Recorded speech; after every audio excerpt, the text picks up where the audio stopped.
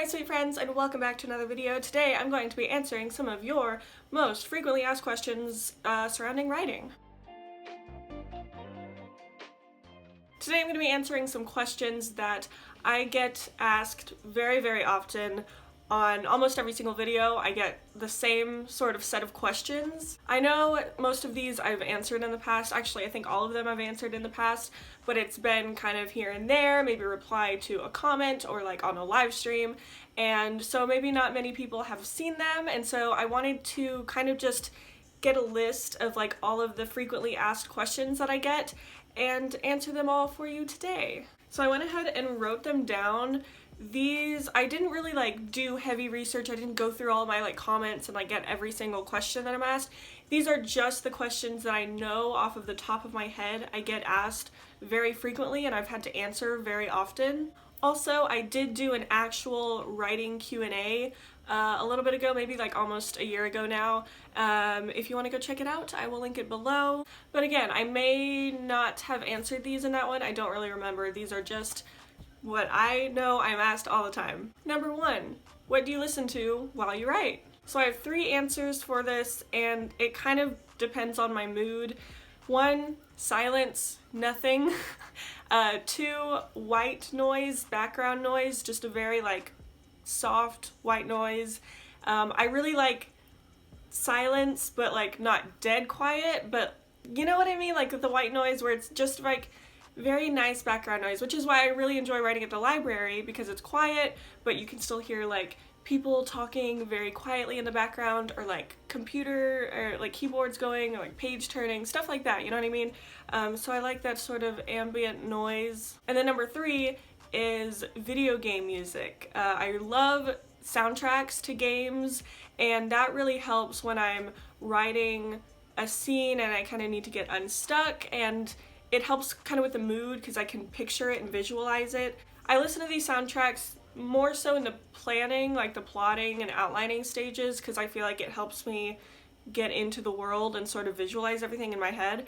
I don't actually write to it very often, but I will say that both the Red Dead 2 and the Final Fantasy 12 soundtracks really helped me push through the end of draft 2. And another question that I get, which comes with this one, because like I'll answer it and then they want to know what video game soundtracks do I listen to, what are my favorites, which ones do I like to write to. So I am going to go ahead and link down below my writing Spotify playlist that I use whenever I write, whenever I am in the mood to listen to music while I write. So I'm gonna go ahead and link it down below if you're interested, if you like video game soundtracks and want to see what I listen to. Another question I get very often is, do I want to self-publish or traditionally publish Project Orion? I would love to traditionally publish Project Orion. Growing up, wanting to be an author, I always saw myself going the traditional publishing route. I didn't really think of myself ever doing self-publishing. Over the years that has sort of changed. I would consider self-publishing if it's just like I cannot seem to get it traditionally published, or maybe there's just another project that I feel would be better suited to being self-published. But overall, my sort of default plan for everything I write really is going to be traditionally published. That's just how I see myself going. It's just kind of always been in my plans. But as we get more into that side of the writing process, my opinions may change, who knows. I'm not saying I'm like completely against self-publishing, because that has changed already and I would be open to it, but traditionally published is just kind of more my style and what I've always wanted to do. When do you plan on publishing Project Orion? Which is probably like the first or second most asked question on this list. So going with the last one, I would love to do traditional publishing, which means I can't really decide that. It may take a lot longer than if I were to self-publish and kind of be in control of all of that. I'm hoping that I can completely finish Project Orion this year and start querying agents by the end of the year, but after that, those are goals and timelines that I don't really have control over. It could be a while, but I am going to be hopefully done with or close to being done with writing the entire book this year, I'm hoping. So it's not like I'm just taking my sweet time on everything, because I would love to publish it as soon as I possibly can. Why don't you make more how-to/informative writing videos? So if you've been around this channel for a while, or even if you've just found it, I usually tend to make writing vlogs and more personal writing videos to myself and my own projects, because I really want to document my own writing journey and my own writing process. There are very few things that I feel comfortable enough as like an expert, not an expert, but like that I don't feel comfortable enough about a lot of topics to where like I think I know enough to make a how-to video, like a general how-to video. I've made plenty of videos where it's like, here's how I outline my writing, here's how I organize my writing or plan or write or do whatever, but I don't want to put something out there and say this is how you do something because I think that changes from person to person. I do not think there is one way to do that. I do think it's very helpful to watch how other people do their own thing, which is why I make stuff like that. I do very personal things, and also I don't know, I enjoy like the hanging out, writing vlogs. It feels more real, it feels more personal, connected sort of thing than if I were to just sit here and sort of like write down notes and like organize a sort of lecture, like I'm giving a presentation almost. Not that there's anything wrong with that, but that doesn't sound as enjoyable to me. If there are topics I feel comfortable and knowledgeable enough about, then I will definitely make a video, but I'm never going to make videos that are like, this is how you do things, I'm gonna teach you how to write, I'm gonna teach you how to do all of this, because I truly don't think there is one set way to do it. It's more like, here's my process. The chickens have started up again, so ignore them. Are you doing Camp NaNoWriMo? This isn't actually like frequently asked just because camp isn't all the time, but I have done regular NaNoWriMo the past few years, and I did Camp NaNoWriMo last year, and right now it is March, so we are getting closer to the camp months. As of right now, I don't have a super definitive answer about if I'm doing Camp NaNoWriMo or not. I would like to try to do the April one, just because right now I've been trying to take a break from writing anything just for like a few days to a week since I've finished draft 2, and I'm kind of just like getting other things done in my life that I need to get done. As of right now, I'm going to try to do the April one. I'm not sure about July just because over the next few months or so, and I know I've been saying that, but things in my personal life are doing things. We're going through some big changes over here, so it's kind of a transition-y stage. So I'm not sure about July. As of right now, I want to say yes to April, but we'll see. If I do, though, I'm going to be doing what I do every single year for every NaNoWriMo event, which is doing daily vlogs, well, uploading them weekly, but filming every single day. So I will let y'all know soon a for sure answer, and then we'll do that. How do you stay motivated to write? I get this question very often, people coming to me and asking how I stay motivated when you lose all motivation and you don't feel like writing. Basically, writer's block, I guess you would say, even though I think there are a lot of different reasons for writer's block to happen, which one reason I'll get into after this question. But when it comes to motivation to sit down and write, I always remind myself why I love my story, why I love my characters, why I'm passionate about it, why I'm passionate about writing in general, and what I want for this story, what I want in the future for it, where I want it to go. Pinterest is a huge help. Making boards for your characters or your world's settings. Making a writing music playlist really helps me. I enjoy writing these stories. I enjoy being in this world. I adore my characters, and I like to get excited about these things. And I've said this before, and people say, well, I just don't really like my characters that much. They're just, I don't relate to them and it doesn't work, it doesn't feel exciting. Then change it.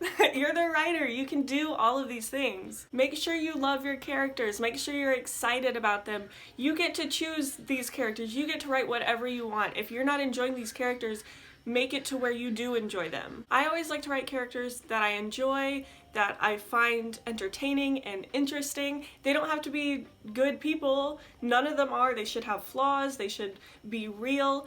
But I still like them because I enjoy writing them. It's exciting to make them and make their backstories and make them into this character. So just thinking about why I love my characters and the world, remind myself how passionate I am about it, and also think of all the work that I put into it already. Think of like all the outlining and plotting and planning that I've done to make this story what it is. Even if it's not finished, I've still done all this work to get there, and so I like to think about that and be like, well, I'm not stopping now. How to get unstuck, what to do when stuck in a scene. Like I said, I think this is another reason why writer block comes about, is because, you know, we're either stuck in a scene or we just don't feel the motivation to write. So now if you know what to write, you know what's going on, but you just feel stuck, maybe you don't know what's going on, but you're writing and you can't seem to get this past this one scene. In those situations, I usually go to Pinterest and Spotify first. Like I said, Pinterest boards, aesthetic boards, mood boards, character boards, those are always really helpful for me just to kind of get a feel for the story, kind of put myself back in it and just visualize it in that way.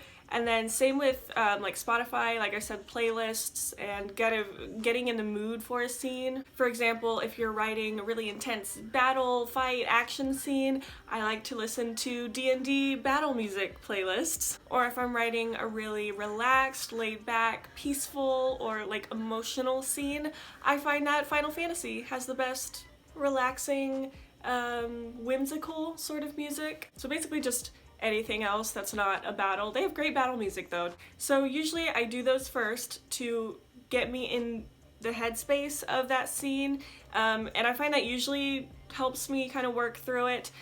If it's still not working and it still just isn't moving forward, I'm making no progress on this one scene, I'll just skip it, go write another scene, and then eventually over time as I come back to it, sometimes that helps, just having that time away from it. The next thing that I would do, if that still doesn't help anything, is, okay, I'm thinking something in this scene probably just isn't working, and I would go back to the drawing board, kind of brainstorm and re-outline, reposition some things, trial and error, just try to find ways to fix the scene, because I feel like at that point something's just not working right logistically with it.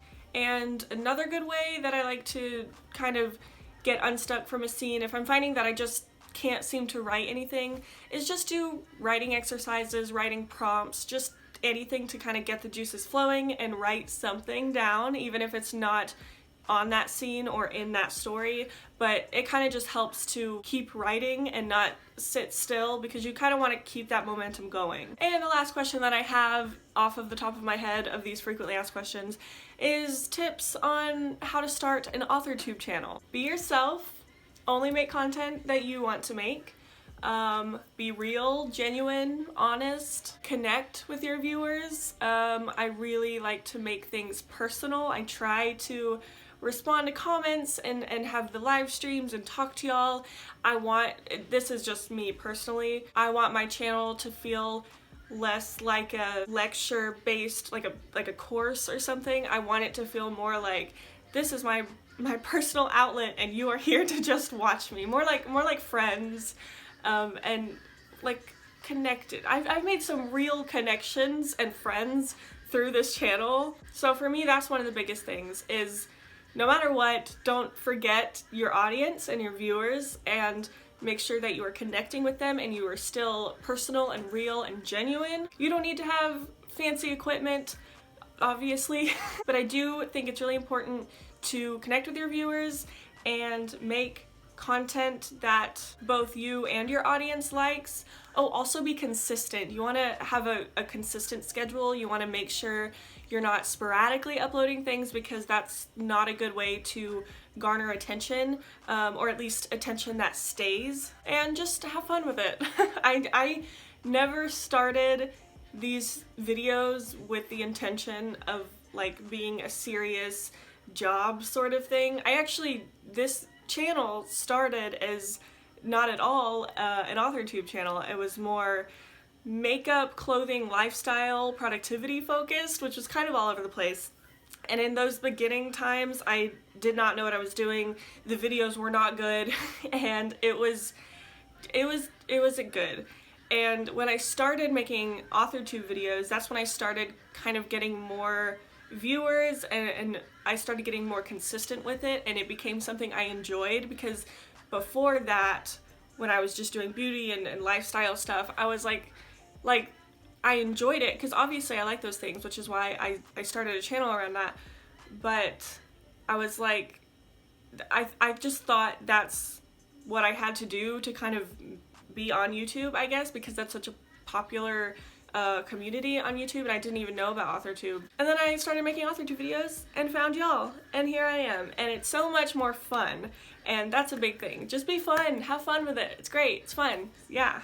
Anyway, those are all of the frequently asked questions that I have for you today. I am sure there are others. That's just what I could think of off of the top of my head. I really hope my chickens weren't too loud in this video. I tried to time it to when I wasn't talking at the same time as them, but then they just started up, and one goes off, they all go off, and then it's like the loudest thing ever. Okay, that's all I've got for you today. Thank you so much for watching this video. I hope you enjoyed. Be sure to subscribe and comment and like, maybe, if you want. But yes, thank you so much. I hope you enjoyed this video, and I will see y'all in the next one.